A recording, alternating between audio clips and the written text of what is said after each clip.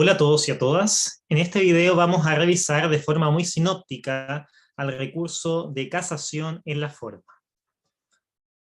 Bien, al recurso de casación en la forma lo podemos entender como aquel medio de impugnación de la parte agraviada por el cual este sujeto solicita la invalidación o, si se quiere, la nulidad de una sentencia que ha sido dictada con infracción a los requisitos que establece la ley, o bien que se ha dictado dentro del contexto de un procedimiento viciado. Entonces, lo repito, el recurso de casación en la forma es aquel recurso de la parte agraviada que el medio de impugnación de la parte agraviada por medio del cual éste solicita la invalidación o la nulidad de aquella sentencia por ser esta nula o bien haberse dictado dentro de un procedimiento viciado.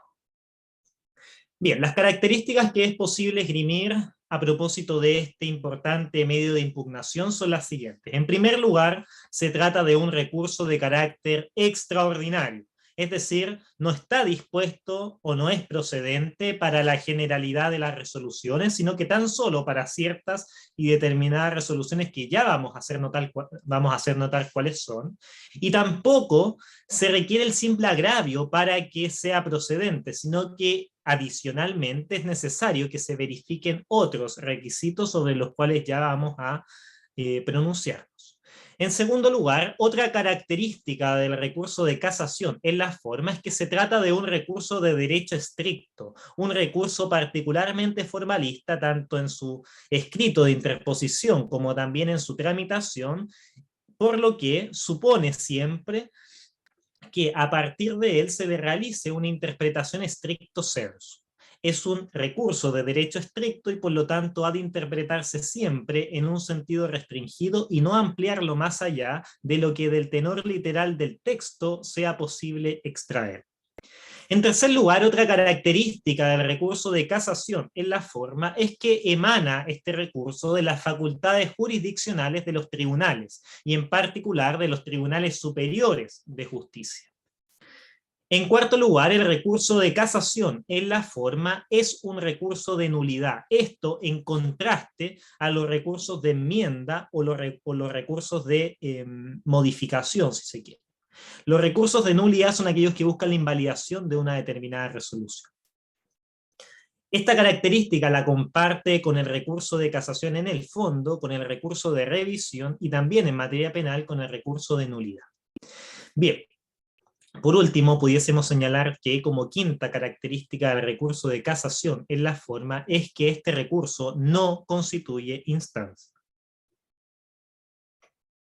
El recurso de casación en la forma no constituye instancia toda vez que el tribunal que lo va a conocer únicamente lo va a hacer acerca de la quaestio iure, es decir, de las cuestiones de derecho, más no de la quaestio facti o las cuestiones de hecho. Las cuestiones de hecho han quedado ya radicadas por los tribunales de instancia. Bien, veamos a continuación el siguiente punto. ¿Quién es el titular del recurso de casación en la forma?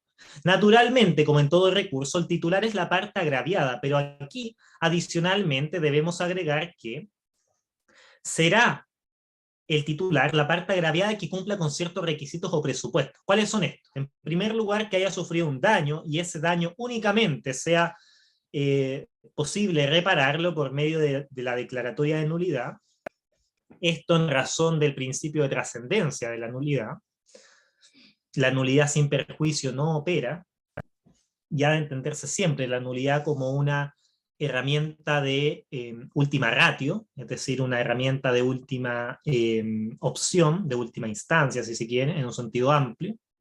Y además, esta parte agraviada tiene que también haber preparado el recurso de casación en la forma, tiene que haber preparado el recurso de casación en la forma, por regla general, salvo los casos en donde la ley exime de la preparación del recurso.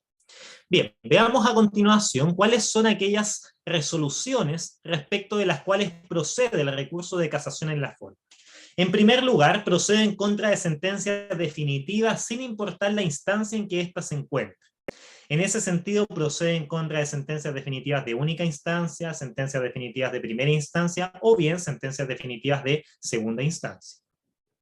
En segundo lugar, también procede el recurso de casación en la forma en contra de sentencias interlocutorias que pongan término al juicio o hagan imposible su continuación. El recurso de casación en la forma, repito, procede también en contra de sentencias interlocutorias que pongan término al juicio o hagan imposible su prosecución. Y en tercer lugar, el recurso de casación en la forma también procede en contra de sentencias interlocutorias de segunda instancia que se dicten sin previo emplazamiento o señalamiento del día de la vista de la causa. Bien, veamos a continuación cuáles son las causales del recurso de casación en la forma. ¿Cuáles son aquellas causales que le dan lugar al recurso de casación en la forma? Todas ellas se encuentran inscritas en el artículo 768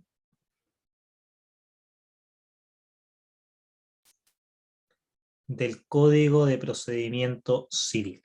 Vamos viendo entonces cuáles son estas. En primer lugar, la sentencia dictada por tribunal incompetente o integrado en contravención a lo dispuesto por la ley. Es susceptible, digamos, de casación en la forma, la sentencia dictada por tribunal incompetente, absoluto relativamente, o integrado en contravención a lo dispuesto por la ley.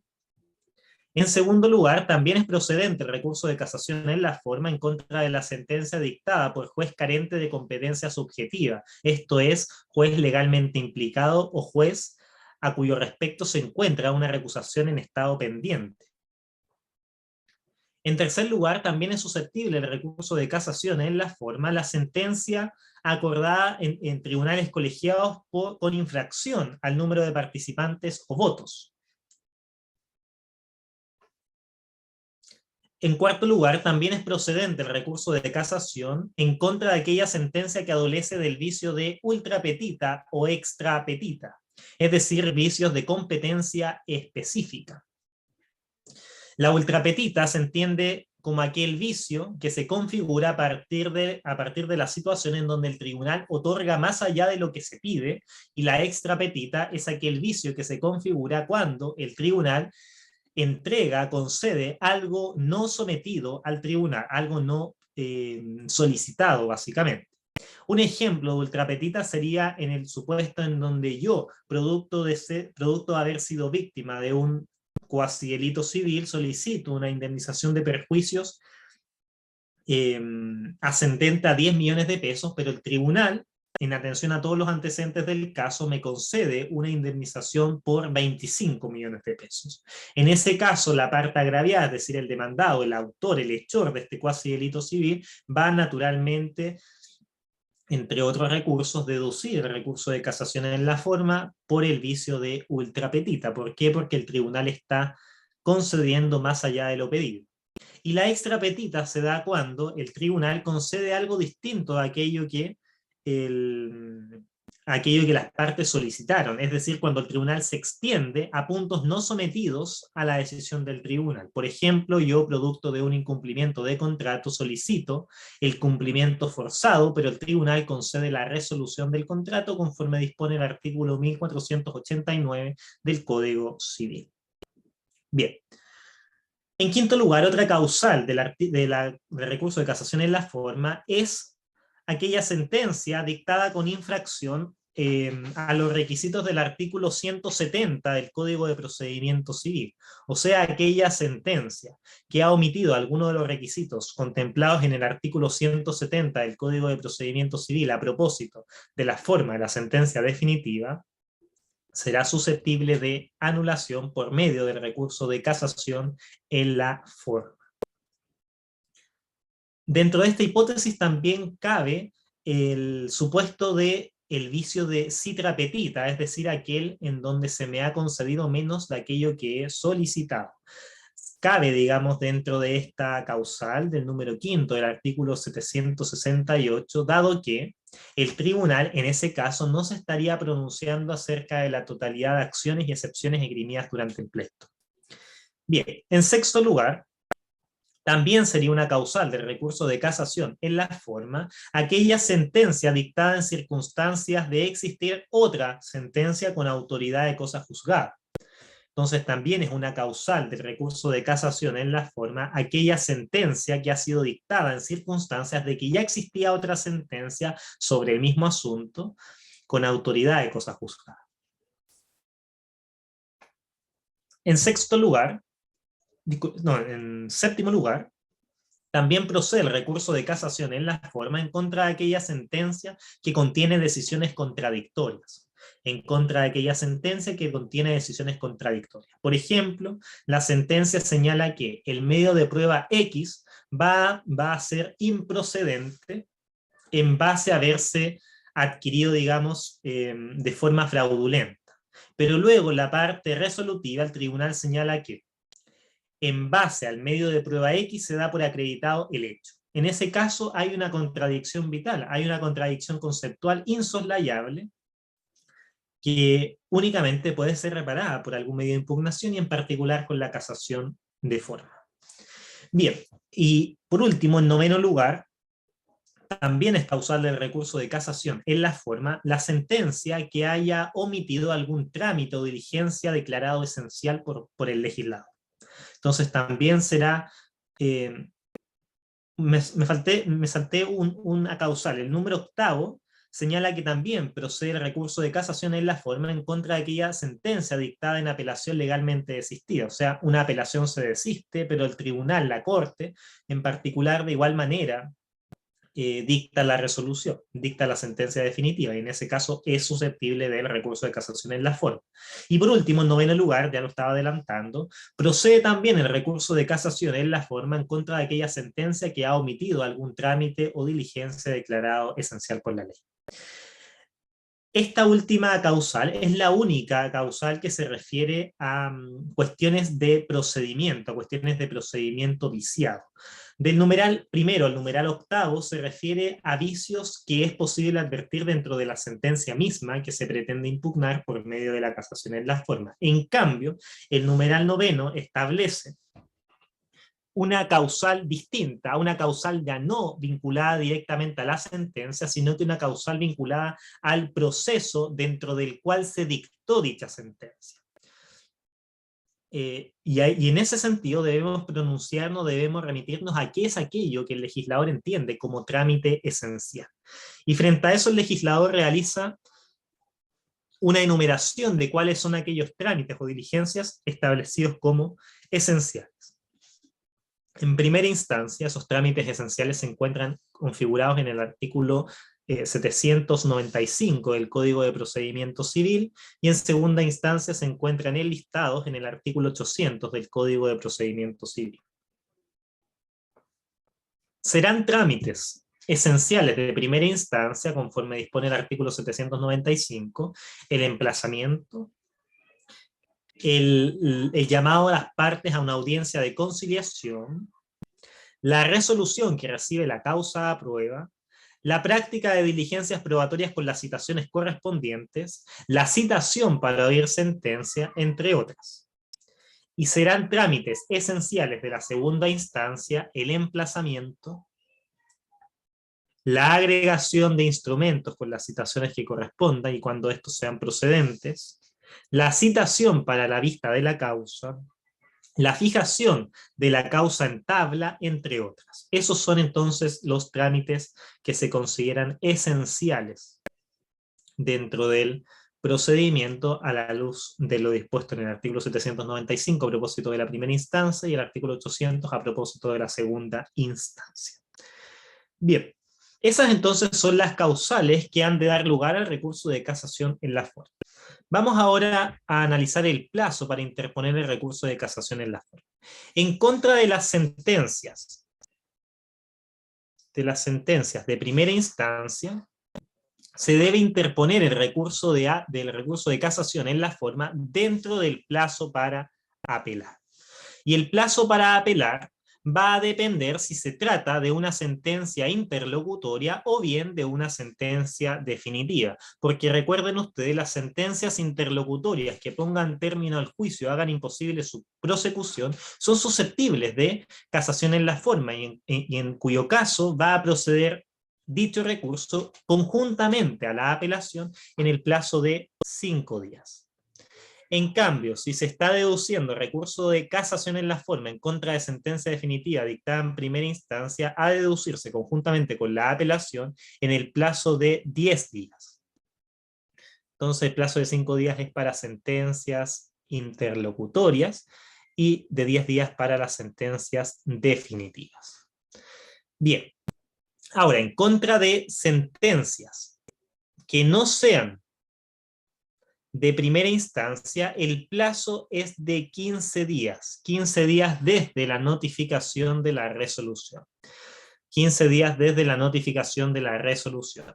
Por ejemplo, la sentencia definitiva en segunda instancia, el plazo es de 15 días.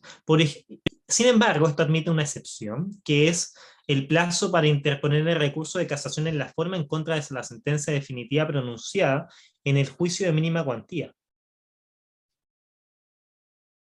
En el juicio de mínima cuantía, es decir, aquel regulado en el libro tercero del Código de Procedimiento Civil, el plazo para deducir recurso de casación en la forma es de 5 días. Esto en atención a su naturaleza y a su cuantía, naturalmente. Bien, esos entonces son los plazos para deducir recurso de casación en la forma. Preguntémonos ahora cuáles son los efectos de la concesión del recurso de casación en la forma. Frente a eso hay que ser tajante en señalar que el recurso de casación en la forma, por regla general, no suspende el cumplimiento de la sentencia recurrida.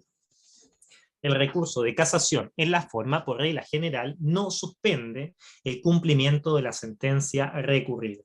Sin embargo, por excepción, y esto es algo que coincide con el recurso de casación en el fondo, podría llegar a suspender en caso de que el cumplimiento de la sentencia haga imposible llevar a cabo aquella que se dicte en el caso de que se acoge el recurso, en caso de que se acoja el recurso. Y en segundo lugar, cuando la parte vencida solicite la suspensión de la sentencia recurrida mientras no se rinda fianza de resultas. Entonces, por excepción, va a suspender el recurso de casación en la forma a solicitud de parte cuando existe una completa incompatibilidad entre el cumplimiento de la sentencia recurrida y la posible dictación de la resolución que se comunique o que se resuelva en caso de la casación. Y por otro lado, también va a suspenderse el cumplimiento de la sentencia recurrida cuando la parte vencida solicite la suspensión de la sentencia mientras no se rinda fianza de resultas y de ese modo se garanticen, en cierto modo, sus pretensiones. Bien, vamos ahora a una cuestión fundamental dentro del recurso de casación, ¿cuál es su preparación? Previamente señalamos que no basta el simple agravio de la resolución para que ésta pueda entablarse a partir de la casación en la forma, sino que resulta necesario que adicionalmente la parte agraviada sufra un perjuicio únicamente reparable con la declaratoria de nulidad y por otro lado haya preparado el recurso de nulidad. O sea, ya nos estamos dando cuenta que no basta el simple agravio para poder reducir el recurso de casación, sino que adicionalmente, casación en la forma, sino que adicionalmente hay que preparar dicho recurso. En cuanto al concepto de la preparación, este se encuentra consagrado en el inciso primero del artículo 769 del Código de Procedimiento Civil y lo podemos entender como aquella reclamación que debe hacer o que debe haber efectuado el que entabla el recurso de casación en la forma de casación en la forma respecto de aquel vicio que invoca al interponerlo, ejerciendo oportunamente y en todo su grado los recursos establecidos en la ley. Entonces, en palabras más sencillas, la preparación del recurso de casación en la forma es la reclamación que ha de realizar aquella parte que interpone o que deduce el recurso de casación en la forma, consistente en el reclamo efectivo, oportuno y diligente que haya realizado en todos sus grados del vicio que funda el recurso de casación en la forma. Como pueden darse cuenta, esta institución de la preparación no es sino un medio de resguardo, de salvaguarda de la buena fe, o si se quiere en palabras latinas, la bona fides procesal, que también se denomina principio de probidad, y que supone, como ustedes bien sabrán, que el proceso no puede ser utilizado como una institución de mala fe, sino que por el contrario ha de ser siempre un espacio de desenvolvimiento pacífico de los conflictos, bajo la óptica de la buena fe y la honestidad entre las partes. Bien, ¿cuáles son los requisitos para que se prepare el recurso de casación en la forma? En primer lugar, que se haya reclamado el vicio por cualquier medio de impugnación. La ley señala, en palabras bastante cerradas, que se deben haber ejercido todos los recursos establecidos por la ley. Pero aquí el legislador está utilizando de forma impropia la voz recursos y en realidad ha de entenderse esto en un sentido más amplio como cualquier medio de impugnación. Por lo tanto, puedo haber reclamado el vicio por medio de la oposición a la oposición a la actuación decretada con citación, puedo haber reclamado también por medio de un incidente de nulidad, puedo haber reclamado también por medio de un recurso de apelación, y por un recurso de reposición, por un recurso de apelación, y por último, por un recurso de casación en la forma. Entonces tengo que haber reclamado el vicio por cualquier medio de impugnación. En segundo lugar, el segundo requisito para que se entienda preparada para que se entienda preparar el recurso de casación en la forma, es que el reclamo lo haya hecho la persona que deduce el recurso de casación en la forma, de modo que se impide que un litigante se pueda aprovechar de las actuaciones realizadas por el otro litigante. Entonces, el reclamo, consistente en esta preparación, ¿no?, debe haberlo hecho la misma persona que deduce el recurso de casación en la forma. El tercer requisito es que el reclamo se haya ejercido en todos sus grados, que el reclamo se haya ejercido en todos sus grados, y esto ha de entenderse como en todas sus instancias. Y por último, que el reclamo se haya formulado oportunamente o dentro de plazo. Que los reclamos se hayan realizado oportunamente. Bien, esa es la regla general. La regla general es que el recurso de casación en la forma requiera de una previa preparación.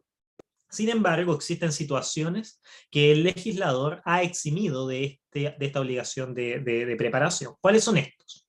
Estos se encuentran en el inciso segundo y tercero del mismo artículo ya antes citado, que es el artículo 769 del Código de Procedimiento Civil. La primera gran excepción se presenta cuando la ley no admite recurso en contra de la resolución. Cuando la ley no admite un recurso en contra de aquella resolución, bueno, no se va a poder haber recurrido de ninguna forma y por lo tanto va a ser innecesaria, o no va a ser necesario, mejor dicho, la preparación del recurso, ni tampoco va a ser posible. En segundo lugar, también no se va a requerir preparación del recurso cuando el vicio se cometa en la misma sentencia respecto de la cual se está intentando interponer recurso de casación en la forma. Por ejemplo, en la sentencia definitiva de segunda instancia, el tribunal comete un vicio por omisión de alguno de los requisitos por alguno de los requisitos del artículo 170. En ese caso, digamos, yo no puedo haber hecho nada previo a esa resolución, por lo tanto, simplemente deduzco recurso de casación en la forma. Tercera excepción, cuando el vicio llegue a conocimiento de la parte después de haber sido dictada la sentencia. Tampoco, repito, va a ser necesaria la preparación del recurso cuando el vicio llegue a conocimiento de la parte luego de haber sido dictada la sentencia. Y por último, tampoco va a ser necesaria la preparación del recurso respecto de la sentencia de segunda instancia por las causales de ultrapetita, cosa juzgada y decisiones contradictorias, aun cuando los vicios hayan estado presentes en la sentencia de primera instancia y los haga suyos la de segunda instancia. Aquí habría que agregar, antes de cuándo, un aun cuando. Aun cuando los vicios hayan estado presentes en la sentencia de primera instancia y los haga suyos la de segunda instancia. Bien, ¿cuál es la sanción frente a la falta de preparación? La verdad es que el legislador no coloca o no esgrime dentro de los criterios de admisibilidad del recurso el hecho de que éste haya sido preparado. Por lo tanto, el tribunal, tanto acuo como ad quem, no se va a pronunciar acerca de la preparación del recurso al momento del examen de admisibilidad, de modo que este va a tener que ser resuelto al momento de la sentencia en el fondo, en el contenido de aquella. En ese sentido, cuando no se haya preparado completamente el recurso, va a pasar de igual manera los exámenes de admisibilidad, tanto en el tribunal acuo como ad quem, pero cuando el tribunal esté resolviendo el fondo, no va a tener sino que rechazar el recurso de casación en la forma por no haberse preparado tal y como señala el legislador. Bien, veamos a continuación muy brevemente la tramitación del recurso de casación en la forma. Aquí debemos distinguir necesariamente entre la tramitación ante el tribunal acuo, tribunal que dictó la resolución impugnada, y ante el tribunal ad quem, que es el superior jerárquico de aquel. Ante el tribunal acuo, bueno, en primer lugar se deduce el recurso en contra de aquella sentencia que ha sido declarada o respecto a aquella sentencia que se pretende impugnar. Luego de que se recibe dicho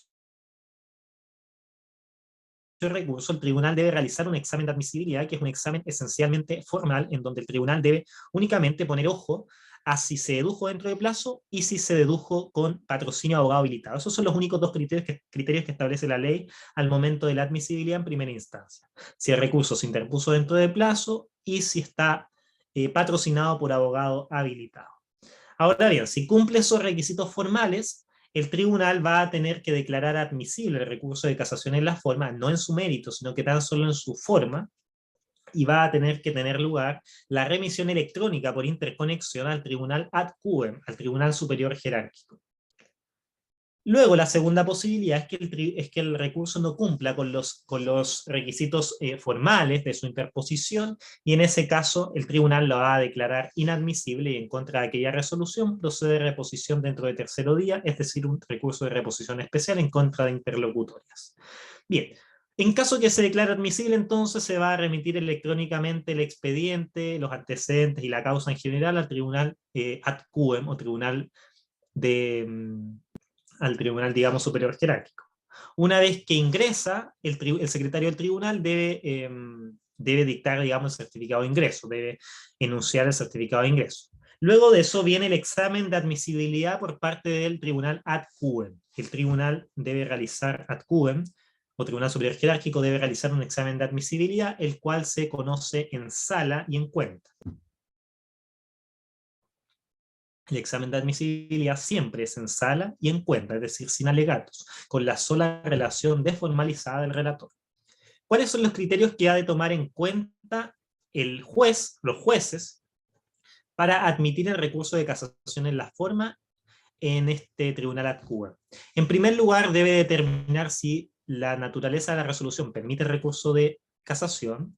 En segundo lugar, si dicha interposición del recurso fue dentro de plazo, si se interpuso dentro de plazo, que como ustedes bien sabrán, puede ser de 5, de 10, de 15 o de 5 días, tratándose de la sentencia de línea de juicio ordinario de mínima cuantía.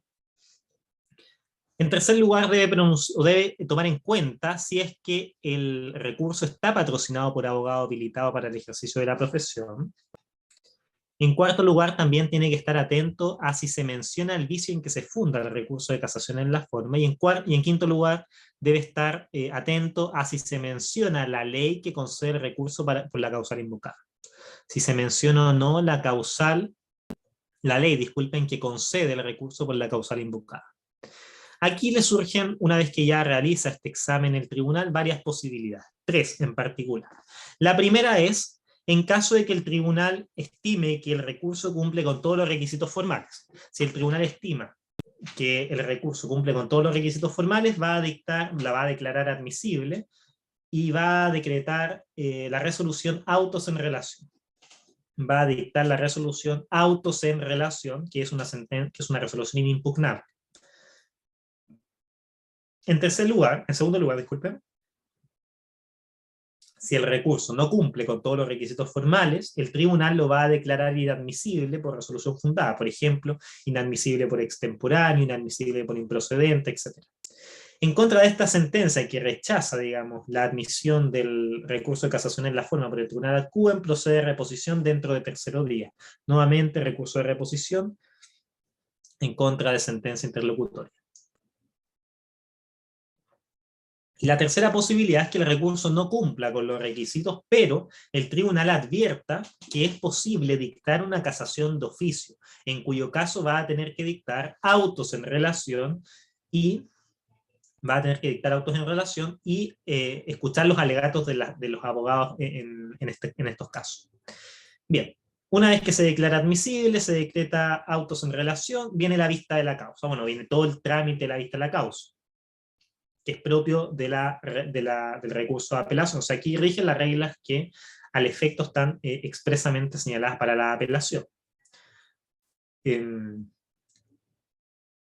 en cuanto a la prueba, en la tramitación de recurso de casación en la forma, hay que señalar que sí es posible rendir prueba, sí es posible rendir prueba en el contexto de un recurso de casación en la forma, pero esa prueba no es una prueba amplia, sino que únicamente en relación con la causal invocada. Puede haber pruebas, sí, efectivamente, pero en relación con la causal invocada.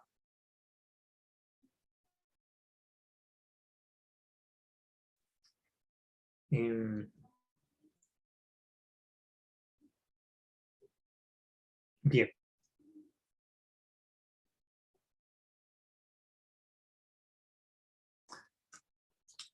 En todo caso, cuando el tribunal estime que se rinda prueba en razón o en relación con una causal invocada que lo justifique, va a tener que abrir un término probatorio que no puede exceder los 30 días. Va a tener que abrir un término probatorio que no puede exceder eh, los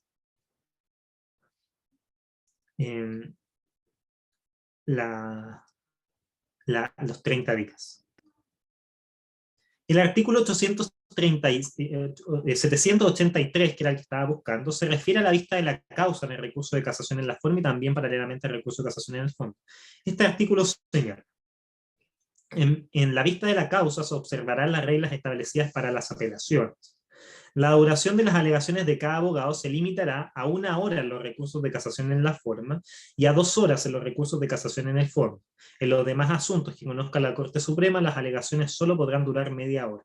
El tribunal podrá, sin embargo, por unanimidad, prorrogar por igual tiempo la duración de las alegaciones. Con todo, si se tratare de una materia distinta de la casación, el tribunal podrá prorrogar el plazo por simple mayoría.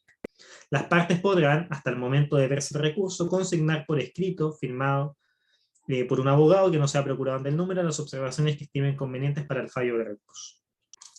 Bien, eso en cuanto entonces a la tramitación general del recurso de casación en la forma. Vamos ya hacia el término de este recurso, los modos de finalizar o los modos que tiene para encontrar su ocaso el recurso de casación en la forma. Existen dos grandes mecanismos o dos grandes categorías, si se quiere, de mecanismos conforme a los cuales se puede terminar el recurso de casación en la forma. En primer lugar tenemos el mecanismo normal, que es el fallo del recurso, y en segundo lugar tenemos mecanismos anormales. Bien, el mecanismo normal es el fallo del recurso. Aquí pueden surgir dos posibilidades. En primer lugar, que el tribunal rechace la casación, que el tribunal dicte una sentencia que rechaza la casación, en cuyo caso está entendiendo que es válida aquella sentencia que ha sido impugnada. Y en segundo lugar, el tribunal puede sostener o puede decretar, decidir finalmente que se acoge el recurso de casación. Y frente a eso, entonces, va a declarar la nulidad de la sentencia impugnada.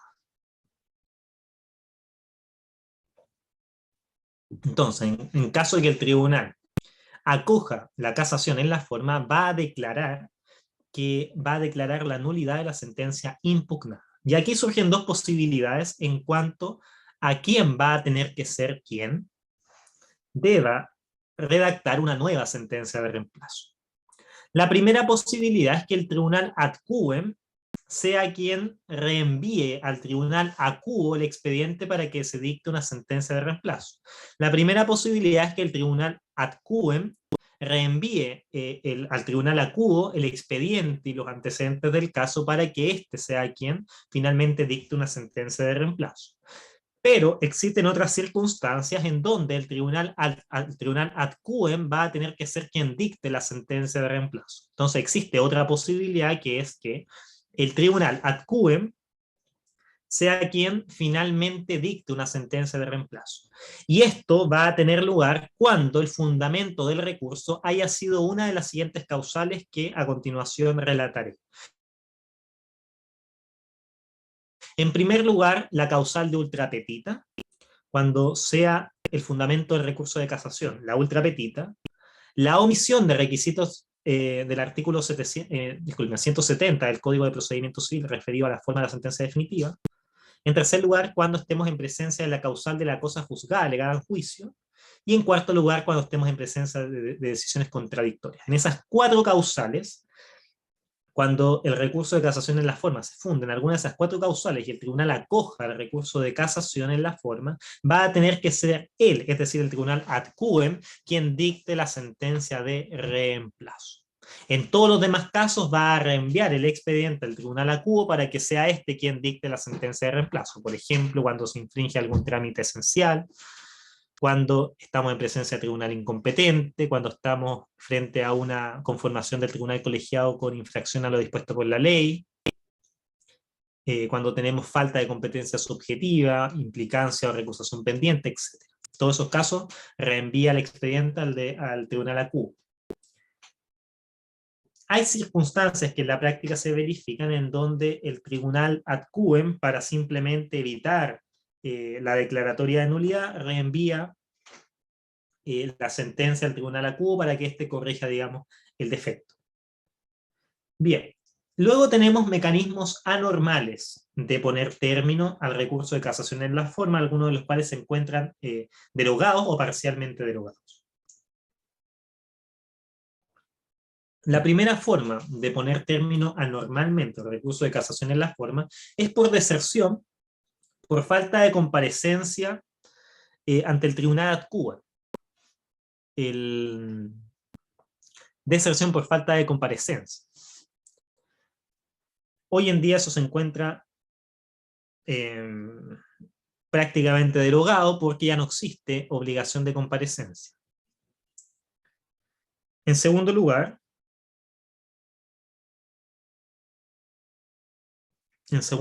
cuando existe deserción,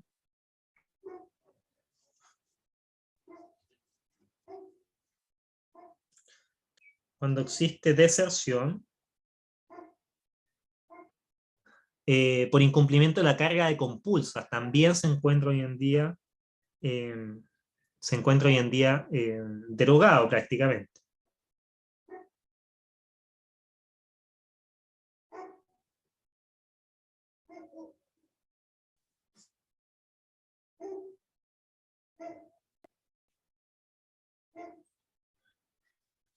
En tercer lugar, la deserción por incumplimiento de la carga de franqueo del expediente. Por deserción por incumplimiento de la carga de franqueo del expediente, eso también se encuentra hoy en día derogado. La prescripción del recurso, el desistimiento del recurso y los modos indirectos de poner término al procedimiento. Por ejemplo, cuando el procedimiento en el tribunal inferior jerárquico continúa y este termina, por ejemplo, por un abandono del procedimiento o por un desistimiento de la demanda. Bien, en esos casos entonces también se terminaría anormalmente el recurso de casación en la forma. Por último, ya para ir finalizando, veamos la casación en la forma de oficio. En cuanto a su concepto, podemos señalar que el recurso, o sea, la casación en la forma de oficio es la facultad otorgada a los tribunales superiores de justicia para declarar la invalidez o la nulidad de una sentencia por las causales establecidas por la ley para el recurso de casación en la forma, sin que sea necesario haber interpuesto un acto procesal por una de las partes.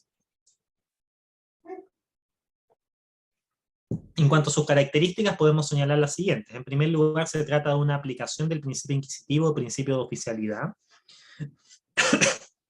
Por lo tanto, es una excepción al principio de pasividad de los tribunales y al principio de aportación de parte también. En segundo lugar, es una facultad de los tribunales superiores de justicia. Es una facultad de los tribunales superiores de justicia. En tercer lugar, no requiere preparación de recurso al no ser un acto de parte. En cuarto lugar, procede frente a cualquier causal de la casación en la forma del artículo 768 del Código de Procedimiento Civil, incompetencia, recusación pendiente, implicancia, ultrapetita, extrapetita, citrapetita, infracción al artículo 170, sentencias contradictorias, autoridad de cosa juzgada, omisión de trámite esencial, etc. En cualquier causal del artículo 768 procede el recurso de casación en la forma de oficio. Y en quinto lugar, otra característica es que cuando el tribunal casa de oficio una sentencia, el recurso ejercido por la parte se va a tener por no interpuesto. O sea, el recurso de casación en la forma de oficio va a primar por sobre cualquiera que haya interpuesto la parte. Bien, ¿cuáles son los requisitos que han de satisfacerse para que tenga lugar el recurso de casación en la forma de oficio? En primer lugar, el Tribunal Superior debe estar conociendo de la causa por apelación, por consulta, por casación en la forma, por casación en el fondo, o por cualquier incidencia. El Tribunal Superior, cuando esté conociendo por cualquier motivo amplio, digamos, como apelación, consulta, casación forma, casación fondo, o por alguna incidencia, puede darse cuenta o advertir este vicio de casación, y por lo tanto ahí dictarlo de oficio. Y por lo tanto, y en verdad, para ser más preciso, citar a las partes a la vista de la causa, a la vista de este posible vicio. En segundo lugar, otro requisito es que debe existir ese vicio que justifique el recurso de casación en la forma. Tiene que ser alguno de los vicios consagrados por la ley. En tercer lugar, el vicio debe aparecer de manifiesto en la sentencia. Eso es sumamente relevante. El vicio debe aparecer de manifiesto en la sentencia. Y por último, en cuarto lugar, el tribunal debe oír previamente a los abogados que concurran a la vista de la causa tras indicarle los posibles vicios. Entonces el tribunal, cuando se da cuenta, cuando advierte la posibilidad cierta de declarar una casación de forma de oficio y también una casación de fondo de oficio, va a tener que citar a las partes a la vista de la causa para que se discuta en torno a esta situación. Bien. Con esto vamos a dar por concluida esta revisión sinóptica que hemos realizado a propósito del recurso de casación en la forma. Espero les haya servido esta explicación y nos vemos en una próxima oportunidad. Hasta pronto.